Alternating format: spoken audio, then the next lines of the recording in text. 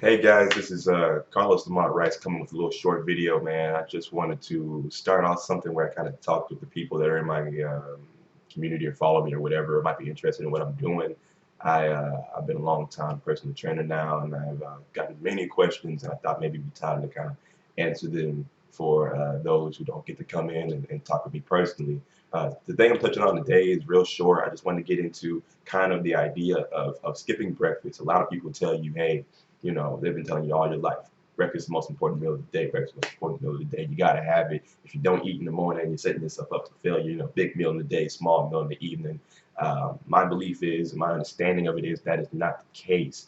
That is backwards. The more time you spend in the day not eating, the better. The more time you spend, especially extending your fasting from the night before. When you're sleeping, you're not taking in anything. You begin to fast. You're no longer digesting anything. You are fasting, right? If you extend that on to the next day and further into that next day, you benefit from it. You benefit from it by breaking down fat across the body. You're extending your release of catabolic hormones versus your anabolic, which your body can only work in one system or the other. Either it's growing or it's taking away. In this case, if fat loss is your goal, you're trying to take away. So in this, missing your first meal, we're really not saying missing your first meal, pushing back your first meal further into the day. Say, for instance, for example, you stop eating the day before around 8 p.m. The next day, you wouldn't really get back on to eating anything until around noon. And during that period that you're awake, you're just drinking just water, maybe black coffee to help blunt that appetite, or green tea to also kind of control the appetite as well. But after a while, you get pretty used to it. And it's not it's fasting is never in a way a form of starving yourself unless taken to gross extremes like a week of not eating food or something along those lines, which by that point I'm pretty sure you probably would stop. But fasting intermittently like this, or even just for a day or 2 days, is not going to kill you, and you will not lose any muscle mass. Muscle mass does not break down that fast. The systems do not work in that way. The first things to go will not be your gains. It will not look like that.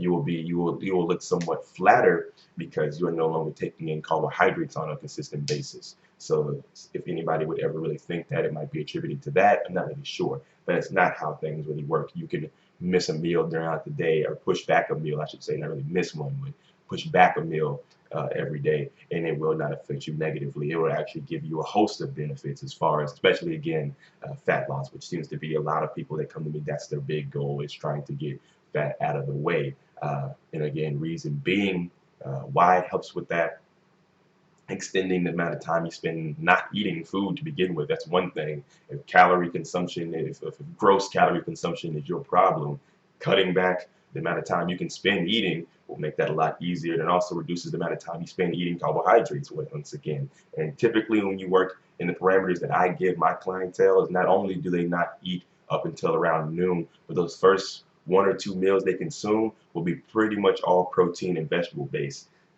So no starch carbs until like pretty much after your evening workout. And that just depends on when they work out and so on. But most ideal situation for how this works is that you would you know eat your biggest meal, do carb backloading, if you will, eat your biggest meal, your most carb heavy meal later on into the evening. And a good reason for that is just like if you imagine when you're eating a big meal on Thanksgiving, after you eat, you're tired, your body has switched systems from synthetic to parasympathetic, you are tired, you want to go to bed. So why not have that feeling at night instead of in the morning? Right when you wake up, you're eating most people, Western diets are loaded down with a lot of breads, pancakes, bagels, toast, so on and so on. A lot of carbs get eating in the very beginning of the morning when you're already having natural energy systems to run on, and you're taking in unnecessary food. The big thing about fat loss, weight, muscle gain, anything that works in the realm of trying to be smart about your diet, is just having to be pragmatic, and looking at everything in a very practical sense. Do I need this now? Why am I eating? Am I eating this carb for what reason? Do I need this carb now? No, I don't need it. I have plenty of energy. Why would I be eating this carb? I don't need it.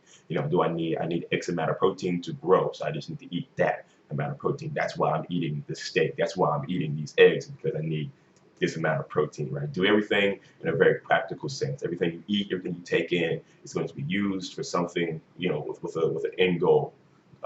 If you treat your eating habits in that way, where everything you consume has a purpose, you will do much better in that regard. So, in short, you know, pushing back your first meal can be very beneficial. Intermittent fasting is very beneficial. Some people do it in different parameters where they maybe they you know just shorten their eating window during the middle of the day and just not really eat in the morning, not really eat in the evening, but just kind of have a longer you have a shorter period of time, sort of more like between like a 10 a.m. and a 4 or 5 p.m. So something like that. So you can experiment around with those sort of things. I've noticed from women they have a harder time doing long bouts of intermittent fasting, and I guess studies have or just other trainers that have worked with their clients have seen the same thing.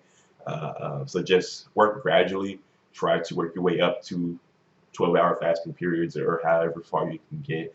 But any amount of time will be beneficial. And I'm sure, or maybe you haven't heard of, but fasted cardio has become a big thing. So that kind of works in tandem with that. You know, when you are pushing back that first meal, it gives you the opportunity to go get your fasted cardio in. And again, being catabolic during that period, training during that catabolic period, that period of fasting is going to help you get more fat off your body quicker than it would be otherwise. Right? You can only work in two systems. Your body is very, very primitive. It's always light on or light off.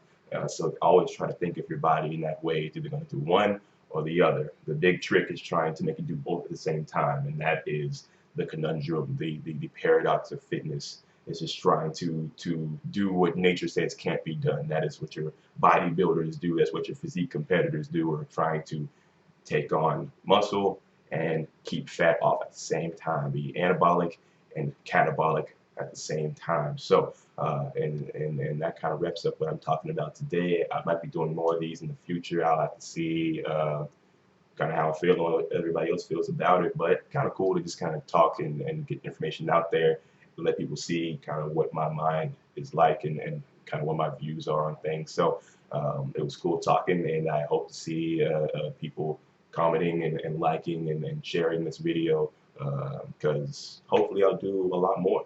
But thank you regardless, and God bless.